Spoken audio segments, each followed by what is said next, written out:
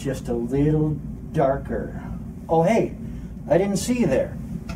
I'm Ricochet with Castle Craft Furniture. I'm finishing my masterpiece. Well, today I want to show you how to build this awesome studio easel for painting. Special thanks to Four Eyes Furniture, Chris Salamoni. I appreciate the inspiration. Let's get started building.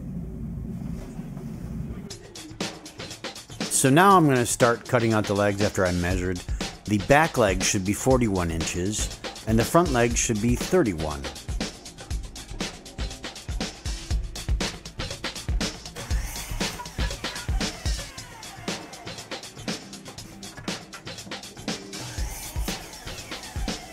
Even sped up, it seems really slow.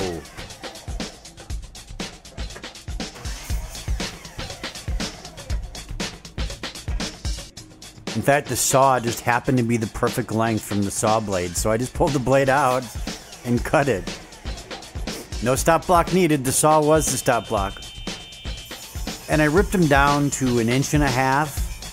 The front legs get 2 1/4, but everything else in the entire project is 1.5 inches. So here I am ripping some boards down to 1.5 inches.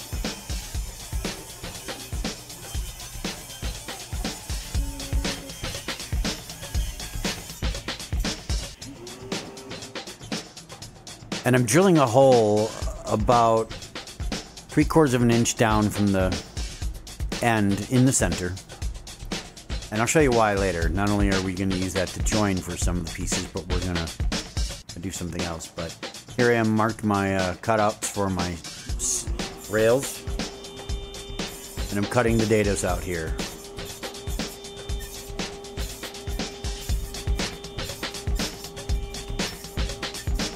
I was way too lazy to get out the dado blade for just these few things.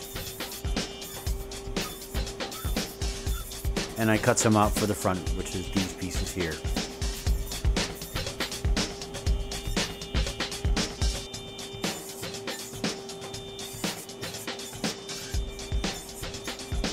So the back gets 2 stretchers and the front gets 1 stretcher, but I cut 2 just for the glue up, and you'll see why now.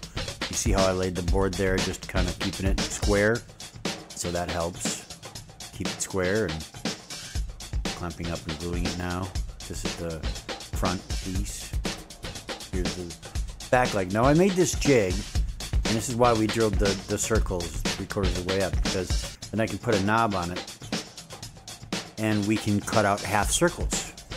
So this jig is basically a T-track cut into a board.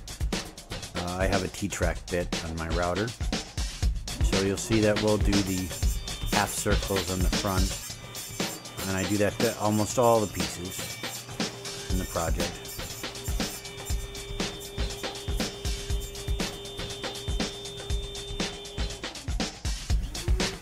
And rounding over the edges, of course. And since this is an art easel project, I didn't care about the burn marks on the cherry. I really need to replace my saw blade, but, you know.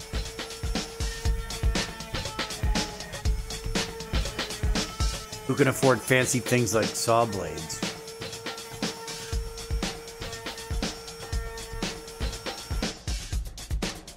And this is important. I used a Forstner bit at 1/2 inch to drill out a little bit of the hole through the top in the back.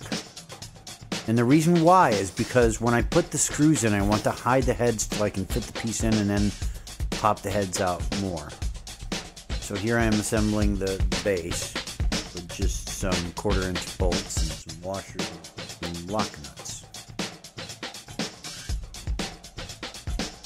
I had to put some washers in between because my measurements weren't the greatest.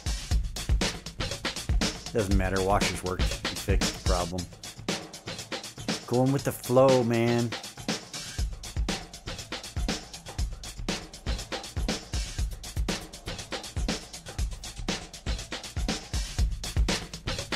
And so I screwed in the chain so that was exactly 20 inches between the 2 rails from front to back.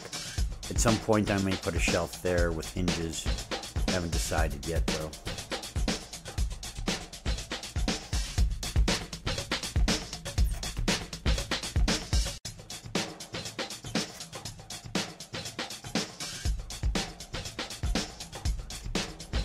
course, I had to tighten the bolts. I couldn't just leave them hand tightened. I had to tighten them up.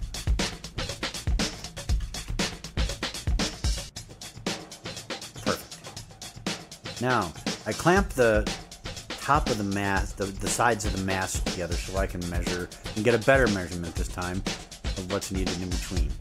So now I laid out some boards, some scrap boards on my table, and I made them square, made sure they were square. And here's an interesting thing. I took a 3/4 inch Forstner bit and I put it in just enough to cover the head of the T-track bit that you see on the left. And now I'm going to check and see if it fits all the way down, and it does. So I'm going to put it on both the front and the back side here. That way I can rip a 1/4 inch T-track between the two spots. So I didn't capture the footage of me ripping the bit of 1/4 inch all the way down, so I just pretended. That's why you don't hear the router. I know, I'm a fake. Okay. So here we go. I'm just going to plop it down in that center hole. Just rip it all the way. Rip it good. Do-do-do-do-do.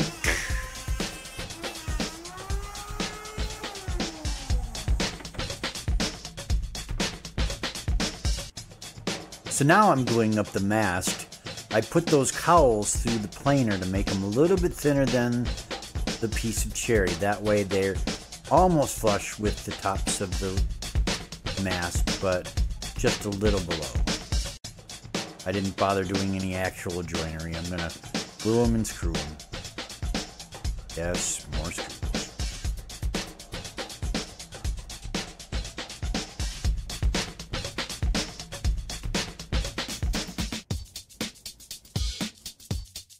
Throwing some screws in.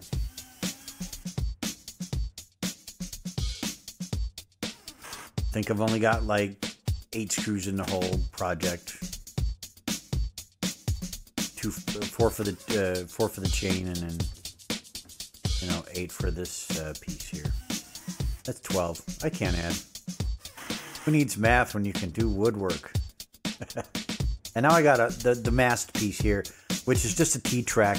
I ripped a piece of cherry for the T-track. So cherry is on the sides and the center piece of the mast, and the rest of the entire piece is made with pine that I had laying around, reclaimed pine. But you don't really want to cut T-tracks and pine. It's got to be a hardwood, otherwise it's just gonna fall apart on you. So now I mounted it. As you can see, I pulled the screws towards the end, and then I pushed them in to get them in the groove. And it's kind of hard to wiggle the thing around, but you can eventually get it to slide around. Take some finesse. There we go. Okay, so I'm setting where the blade starts and stops because I'm going to cut a drop groove in it. And this is just for the back piece for the tilt mechanism. So I stop when I get to where I want to. And now I'm going to go over to the router and put it in the same spot and make that pretty. I think I took off a bit more than I should have in the first pass. I should have done this in multiple passes. And I'm gluing it up.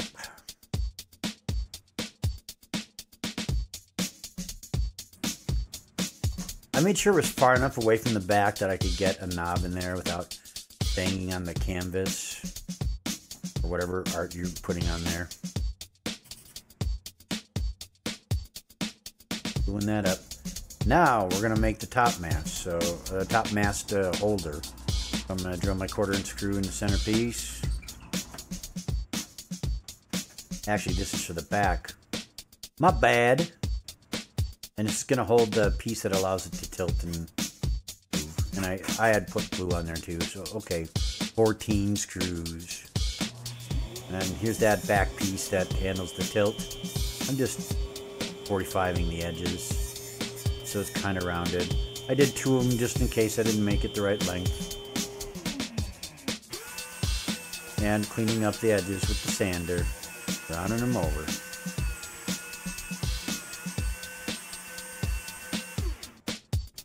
They're too thin. And I just put a lock nut on that. And then I've got a eye hook, 1/4-inch bolt, and a knob, so I'd have a way to hold it on both sides. And of course, fender washers. I dropped glue on the table. How rude. Waiting for the glue to dry. Glued up. So now I am ripping the piece that goes to the top holder for the mast. And I glued that small piece on there so it'd be at a 45-degree angle. 90-degree angle. I don't know what the hell I'm talking about. So it'll sit right on the T-track for the top. Like so. Waiting for the glue to dry. Waiting for the glue to dry. Okay, so now I'm measuring up my bottom mast holder. Trying to get it directly between the two sides of the mast. Trimming that.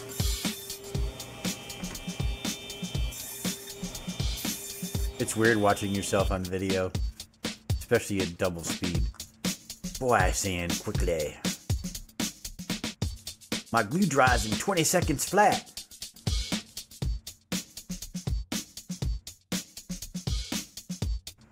Waiting for the glue to dry. We need to get like a death metal band to do that. Waiting for the glue to dry. And I've cut my centerpiece. I marked it. I don't just cut willy-nilly, drill holes willy-nilly. I tried to widen it a little bit too. So here we go. Perfect fit. I'm going to put a rail on top of it, but I wanted it to be removable because you're going to get paint on it. And I thought maybe I'd cut some channels in it later and see if it would hold the canvases better, or put some bead in it or something of that nature. So yeah, 14 screws. I can't count. Maybe 16 at this point. Someone want to give me a running total? Curious to know how many. So there we go. Beautiful. And she's done, except for that glue drying on that back mast. I left it in there for a while. Putting my bolt in. And that's why we glued that little piece on the side of that, because now we can straighten it out. So here's the final picks.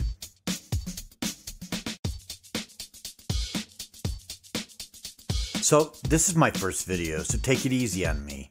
Go lightly. I had fun making this for you, and hopefully you'll make one even better than mine. You might actually measure and use less screws. We can only hope. Have fun, take care, and good night.